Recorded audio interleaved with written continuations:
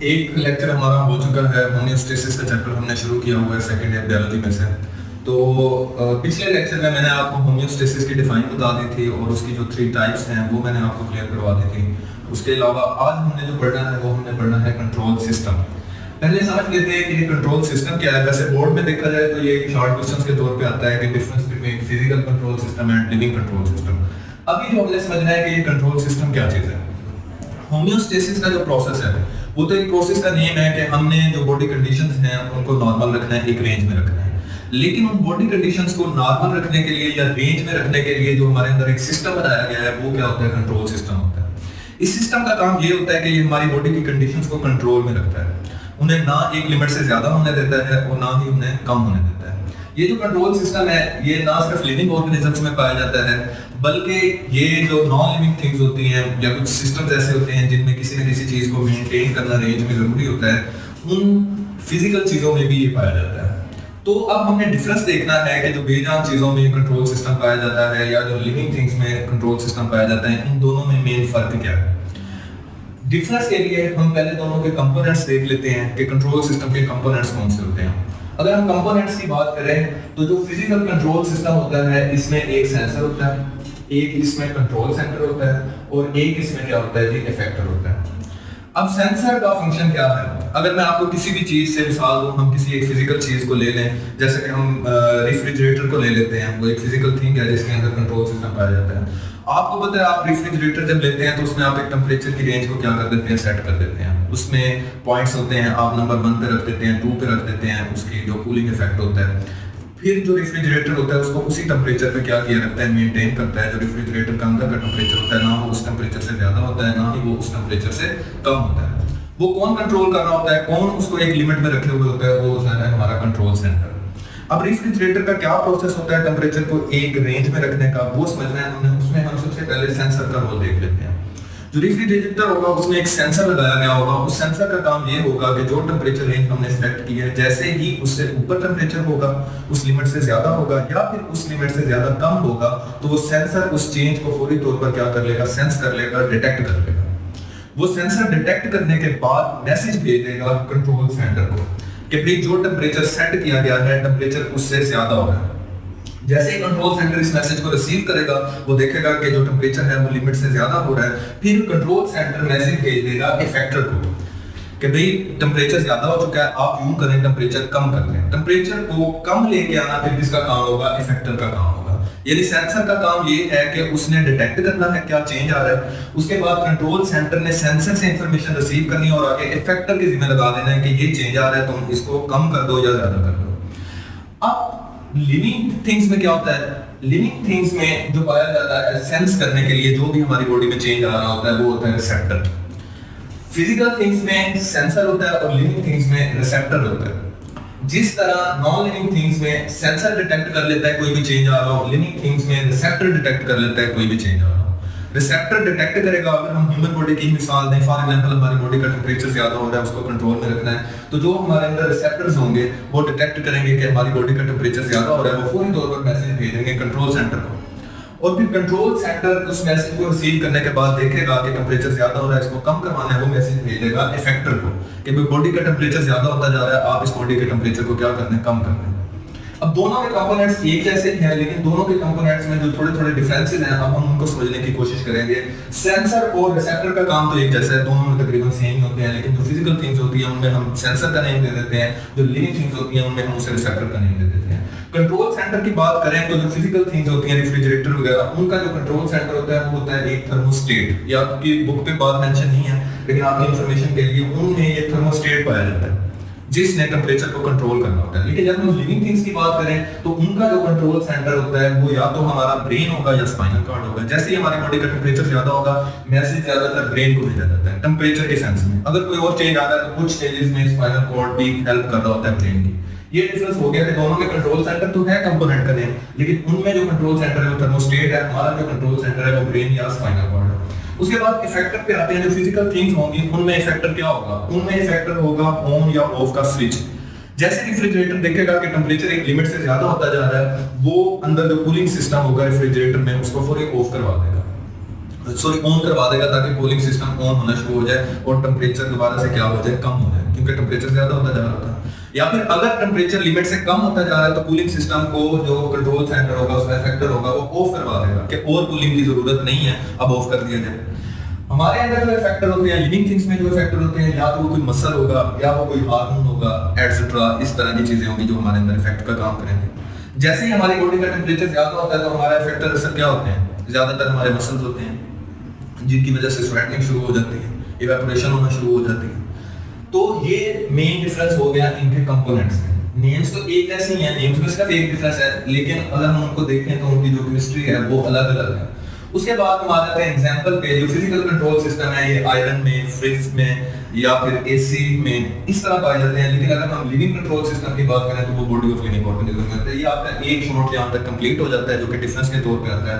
आप इसको as it is यूं लिख सकते हैं जब भी पेपर में आपको क्वेश्चन है। अब हम नेक्स्ट बढ़ते हैं फीडबैक मैकेनिज्म की तरफ। फीडबैक मैकेनिज्म क्या होता है, ये आपने वैसे तो 10th में भी पढ़ा होगा। आपकी जो बुक से सेकंड ईयर की बुक पे जो फीडबैक मैकेनिज्म के अबाउट लिखा हुआ है वो जस्ट नेगेटिव फीडबैक मैकेनिज्म के अबाउट लिखा हुआ है।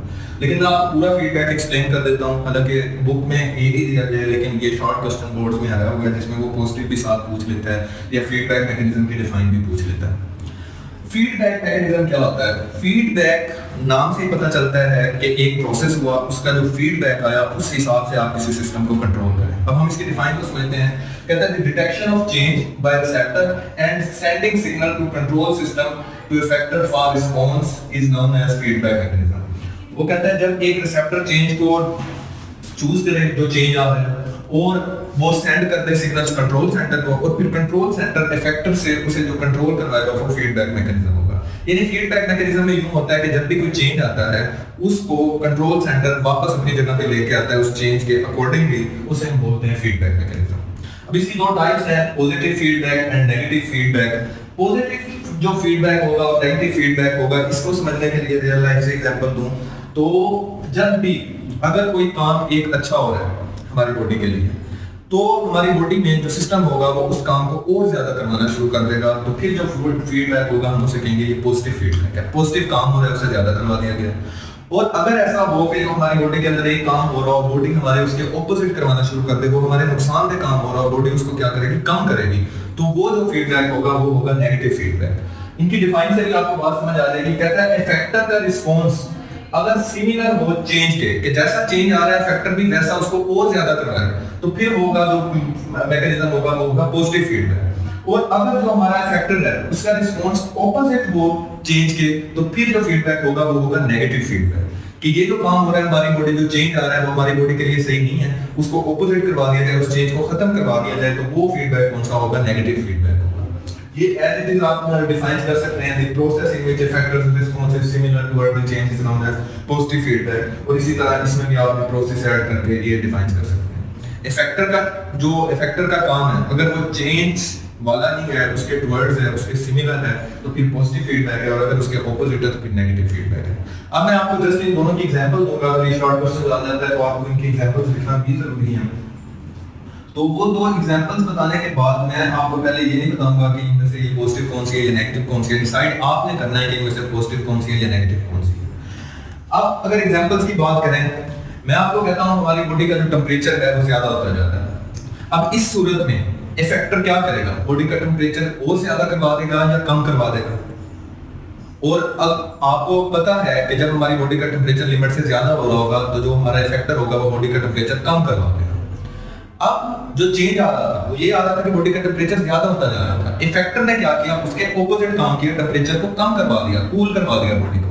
तो ये जो फीडबैक होगा ये कौन सा होगा, नेगेटिव फीडबैक। अगर दूसरी पॉजिटिव फीडबैक की मैं आपको एग्जांपल दूं तो ऑक्सीटोसिन एक हार्मोन है जो ड्यूरिंग चाइल्ड बर्थ रिलीज होता होता है। ये जितना ज्यादा रिलीज होगा बर्थ उतनी क्या होगी, इजीली रिलीज होगी। जिस तरह कंट्रैक्शन ज्यादा होती है, यूट्रस की बर्थ ज्यादा होती है, तो ऑक्सीटोसिन का रिलीज भी क्या करवा दिया जाता है, ज्यादा करवा दिया जाता है, ताकि चाइल्ड बर्थ क्या हो, इजीली। अब इसमें ऑक्सीटोसिन पहले थोड़ा सा रिलीज होगा, यूट्रस की कंट्रैक्शन होगी, चाइल्ड निकलना शुरू होगा। जैसे चाइल्ड थोड़ा निकलेगा ऑक्सीटोसिन और ज्यादा रिलीज होना शुरू हो जाएगा, कंट्रैक्शन और ज्यादा हो जाएगी और इजीली चाइल्ड की क्या होगी, बर्थ होगी। अब जो इफेक्टर ने रिस्पांस दिया है वो सिमिलर दिया है, तो ये किसकी मिसाल होगी? पॉजिटिव फीडबैक होगी। यानी इस एग्जांपल में आप देख सकते हैं release of oxytocin during child birth, और इसमें आप देख सकते हैं कंट्रोल ऑफ टेंपरेचर। तो ये इन दोनों की क्या हो जाएंगे? एग्जांपल्स हो जाएंगे। अब जो हमारा नेक्स्ट टॉपिक है वो है ओस्मो रेगुलेशन। लास्ट टाइम हमने ये जो फीडबैक मैकेनिज्म ऐड किया, उसके बाद हम पढ़ने जा रहे हैं ओस्मो रेगुलेशन। ओस्मो रेगुलेशन के बारे में मैं अपने फर्स्ट लेक्चर में थोड़ा बहुत एक्सप्लेन कर चुका हूं, जब मैंने होमियोस्टेसिस की टाइप्स पढ़ाई थी। उसमें मैंने आपको बताया था कि ओस्मो का वर्ड ओस्मोसिस से निकला है, जिसका मतलब होता है वाटर एंड सॉल्ट। इसमें ओस्मो का मतलब है वाटर प्लस सॉल्ट, और रेगुलेशन का मतलब होता है किसी चीज को रेगुलेट करना, बरकरार करना। इसका मतलब है वाटर और सॉल्ट को बॉडी में मेंटेन करना क्या कहलाता है? ओस्मो रेगुलेशन कहलाता है। The maintenance of water and salt is known as osmoregulation. अब इस ओस्मो रेगुलेशन में जो हमारी बॉडी के सेल्स होते हैं, उन्हें 3 टाइप्स का एनवायरनमेंट फेस करना पड़ता है। अब हम उन एनवायरनमेंट्स के बारे में पढ़ेंगे जो 3 टाइप्स का एनवायरनमेंट ओस्मो रेगुलेशन के दौरान हमारे सेल्स को फेस करना पड़ता है। अब सबसे पहले एक एनवायरनमेंट का नेम होगा हाइपरटोनिक, एक का नाम होगा हाइपोटोनिक, और एक का नाम होगा आइसोटोनिक। सबसे पहले हम समझ लेते हैं हाइपरटोनिक के बारे में।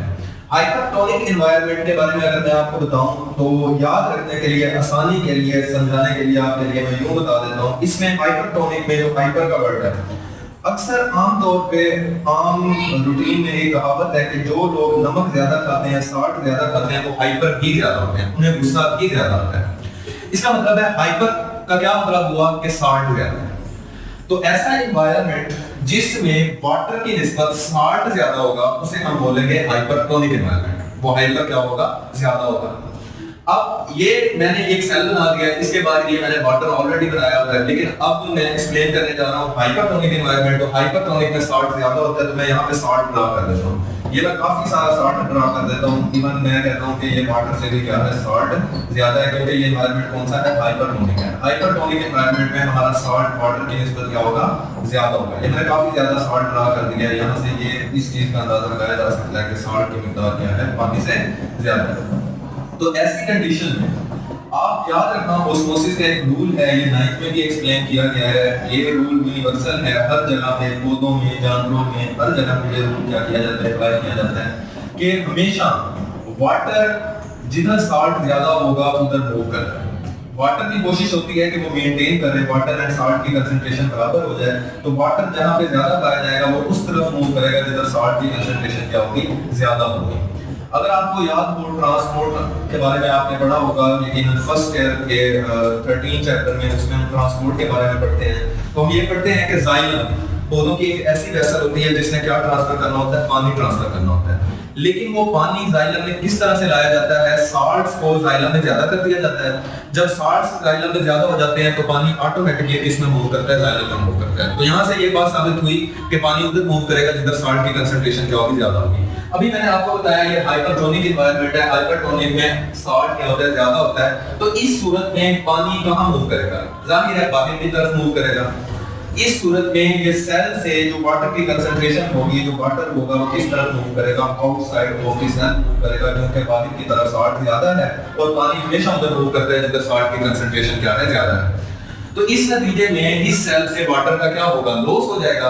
लॉस हो जाने की सूरत में ये सेल क्या करना शुरू कर देगा? श्रिंक करना शुरू कर देगा, सिकुड़ना शुरू कर देगा, क्योंकि इसमें वाटर का क्या हो चुका होगा? लॉस हो चुका होगा। तो अब मैं इस सेल को ड्रा करूं तो मुझे यूं श्रिंक टाइप का इसको क्या करना चाहिए? ड्रा करना चाहिए, क्योंकि इसमें से अब वाटर का क्या हो चुका है? लॉस हो चुका है। और अब ये सेल क्या हो गया? श्रिंक हो गया, सिकुड़ गया है, क्योंकि इसमें से पानी बाहर चला गया। और बाहर क्यों गया? क्योंकि बाहर साल्ट की कंसंट्रेशन ज्यादा थी और पानी हमेशा उधर मूव करता है जिधर साल्ट की कंसंट्रेशन क्या होती है? ज्यादा होती है।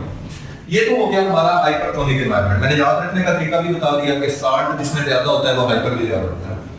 अच्छा, फिर अब हम दूसरी एक कंडीशन के बारे में पढ़ लेते हैं जिसे हम कह सकते हैं आइसोटोनिक एनवायरनमेंट। जिसे हम क्या कहेंगे? Isotonic environment. आइसो का वर्ड जहां पे भी आएगा, ये वर्ड केमिस्ट्री में भी यूज किया जाता है, आइसोमेरिज्म में यूज किया जाता है। आइसो का वर्ड जहां पे भी आता है उसका मतलब होता है सेम। आइसो का मतलब क्या होता है? सेम। ये आप याद रख लेंगे, केमिस्ट्री में भी वर्ड यूज होगा, बायो में भी यूज होगा, इसका मतलब होगा सेम। तो जो दूसरा हमारा एनवायरनमेंट है वो है आइसोटोनिक एनवायरनमेंट। आइसोटोनिक में क्या होगा? आइसोटोनिक में ये होगा कि वाटर एंड साल्ट की कंसंट्रेशन क्या होगी? सेम होगी। जब एक सेल के बाद एनवायरनमेंट में वाटर एंड साल्ट की कंसंट्रेशन सेम है, पहले से ही बराबर है, तो ना तो फिर साल्ट मूव करने वाले हैं ना वाटर मूव करने वाला है। तो इस सूरत में सेल में कोई खासा फर्क नहीं पड़ेगा, जितना वाटर अंदर एंटर होगा उतना ही वाटर कहां चला जाएगा, बाहर चला जाएगा, और कंसंट्रेशन कहां रहेगी, इक्वल रहेगी। अब हम आते हैं थर्ड एनवायरनमेंट में। थर्ड एनवायरनमेंट में जो हमारा एनवायरनमेंट का एम है वो है हाइपोटोनिक। वो क्या है? हाइपोटोनिक। हाइपोटोनिक और हाइपरटोनिक में आपने फर्क याद रखना है। हाइपर में ज्यादा होते हैं साल्ट, हाइपो, इसको याद रखने का भी मैंने थोड़ा सा आपको आसान सा तरीका बता देता हूं। हाइपो के एंड में आप ये वर्ड चेक करें ना, पीओ आ है, पीओ हाइपो, ये वर्ड रिप्रेजेंट करता है पुअर को। पुअर के शुरू में भी क्या आता है? पीओ। यानी ये ऐसा एनवायरनमेंट में होगा जिसमें साल्ट क्या होंगे? पुअर होंगे, साल्ट की कंसंट्रेशन क्या होगी? कम होगी। हाइपोटोनिक एनवायरनमेंट वो है जिसमें साल्ट की कंसंट्रेशन कम होगी, यानी ये इधर बारीक साइड पे सारा वाटर पड़ा हुआ है, अगर मैं इसमें साल्ट बनाऊं तो मैं ये टुकड़ा साल्ट बनाऊंगा, इसका मतलब है कि साल्ट की कंसंट्रेशन क्या है? कम है। इधर अगर आप देखें जब मैंने हाइपरटोनिक बना दिया था तो इधर मैंने outside of the cell salt ज्यादा ड्रा किया था, इधर देख लिया तो मैंने साल्ट को क्या ड्रा किया हुआ है? कम ड्रा किया।